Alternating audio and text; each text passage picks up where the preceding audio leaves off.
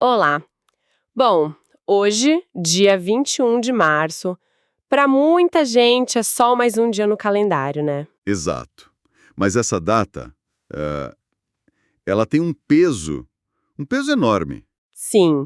E foi uma data marcada a sangue, num protesto que mudou a forma como o mundo, ou pelo menos parte dele, encara o racismo. Sem dúvida. Hoje, a gente vai mergulhar fundo na história e também na filosofia por trás do Dia Internacional contra a Discriminação Racial. Isso aí. A nossa missão aqui é entender a origem brutal dessa data, decifrar o que realmente significa racismo estrutural. Uma expressão que se ouve muito hoje em dia. Exato.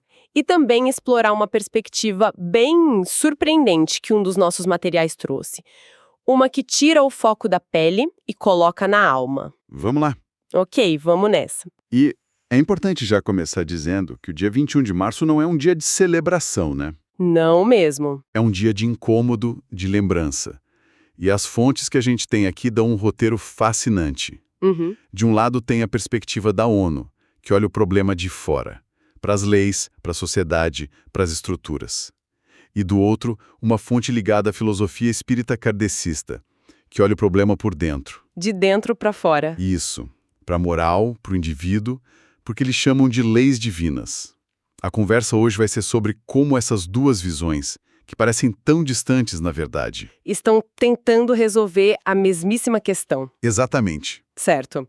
Então, a oficialização pela ONU dá um peso global, mas a origem real tá no chão, sabe? Na luta de pessoas comuns. Sim, total. E a história nos leva para a África do Sul, em 1960, em pleno regime da apartheid. Isso. Era um protesto pacífico. O que foi que deu tão errado? Olha, o que aconteceu nesse dia, na cidade de Sharpeville, foi um massacre. Nossa, O que as fontes descrevem é um cenário difícil até de imaginar, sabe? Milhares de sul-africanos negros protestavam pacificamente contra a chamada Lei do Passe. a lei do passe. Isso.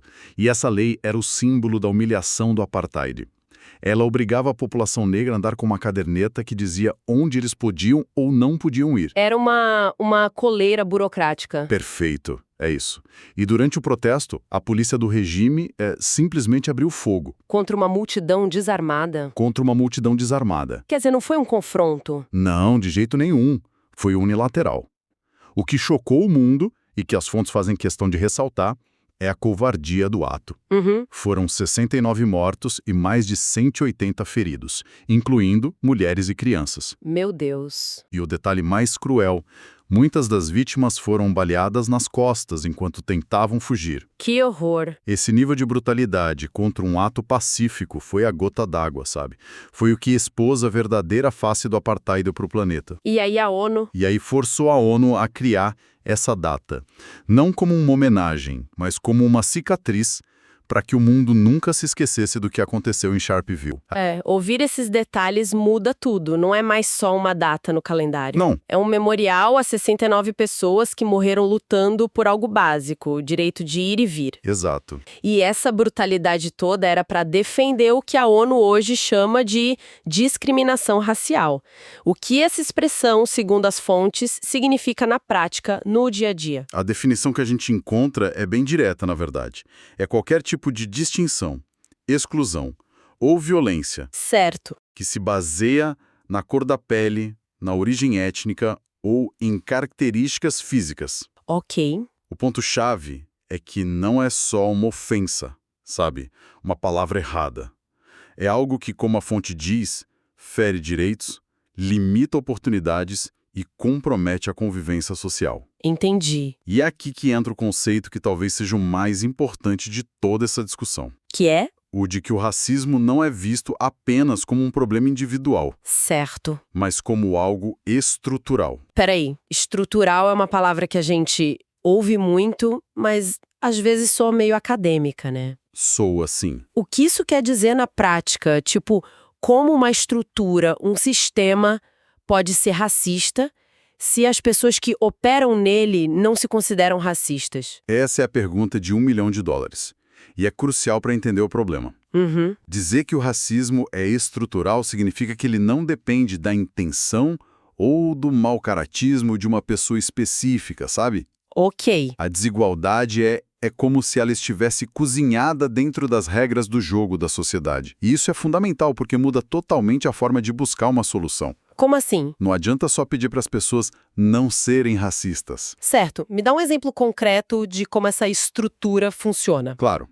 Pensa assim, porque, historicamente, bairros com maior população negra muitas vezes têm escolas com menos recursos. Certo. Não é porque o secretário de Educação acordou um dia e disse vou prejudicar os alunos negros. Não. É o resultado de décadas de políticas habitacionais, de distribuição de verbas, de um ciclo que se perpetua. Entendi. Outro exemplo.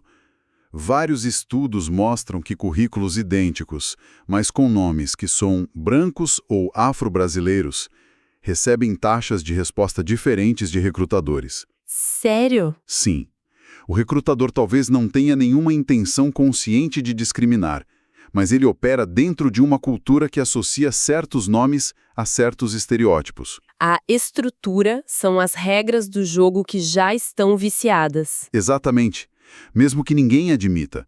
É o viés que está no sistema, não apenas na cabeça das pessoas. Entendi. É muito mais sutil e, ao mesmo tempo, muito mais poderoso. Isso. E faz todo sentido quando a gente olha para a lista de reflexões que a data propõe.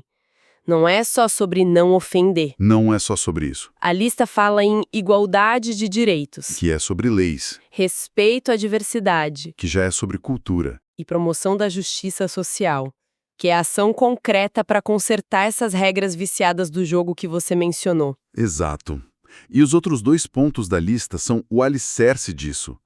A valorização da dignidade humana. Que é o princípio filosófico por trás de tudo. Perfeito.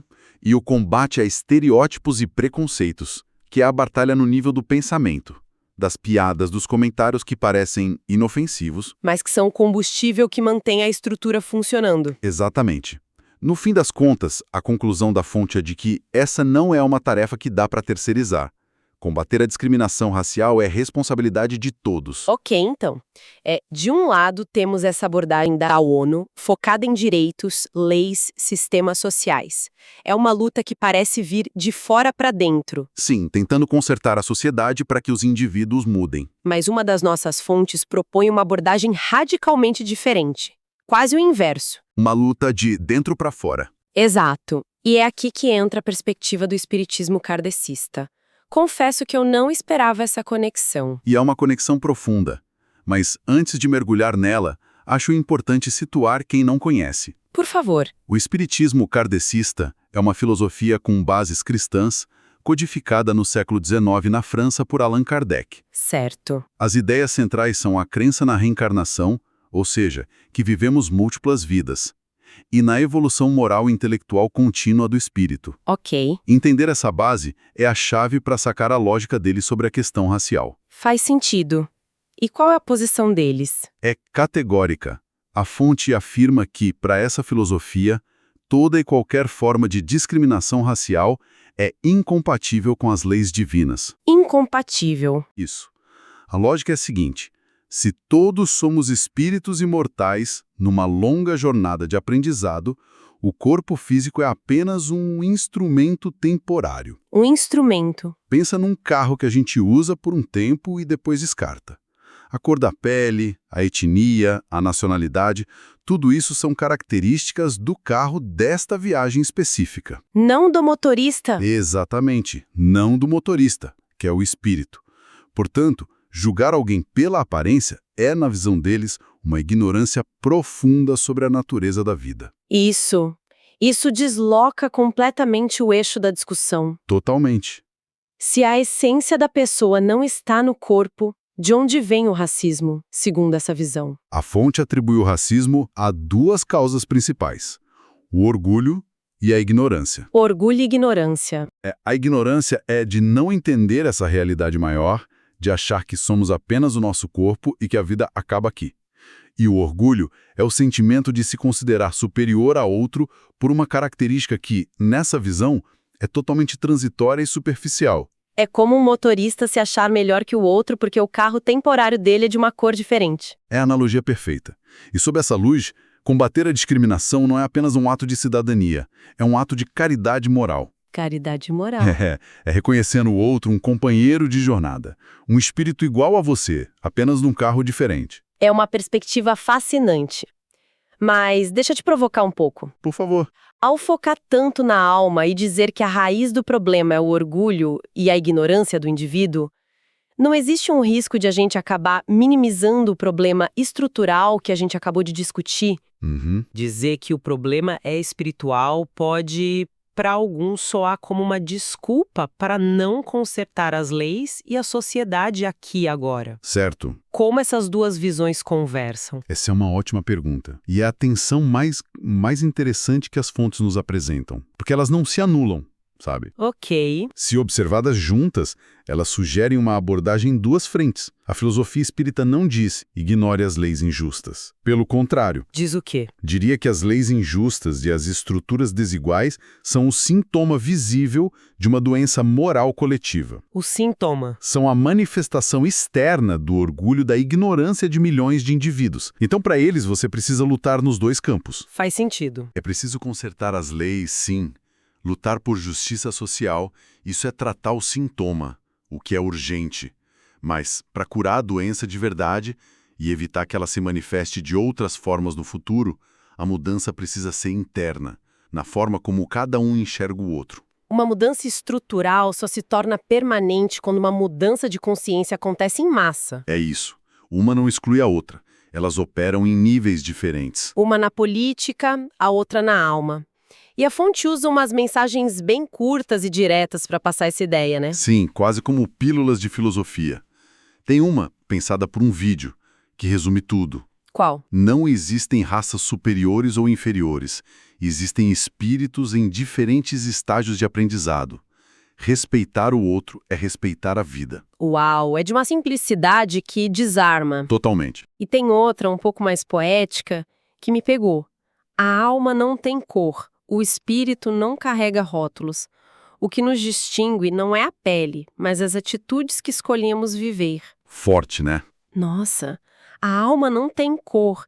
É uma frase de uma simplicidade que chega a doer de tão óbvia e ao mesmo tempo tão ignorada. Exatamente, a beleza dessa frase é que ela tira o foco do que somos externamente, algo que a gente não escolhe, Certo. e coloca no que fazemos, nas nossas escolhas morais, que é onde reside nossa verdadeira identidade, segundo essa visão. E a fonte chega a mencionar uma oração, não é? Isso, menciona uma oração espírita contra o preconceito racial, o que mostra que isso não é um tema secundário para eles, mas algo central na sua prática.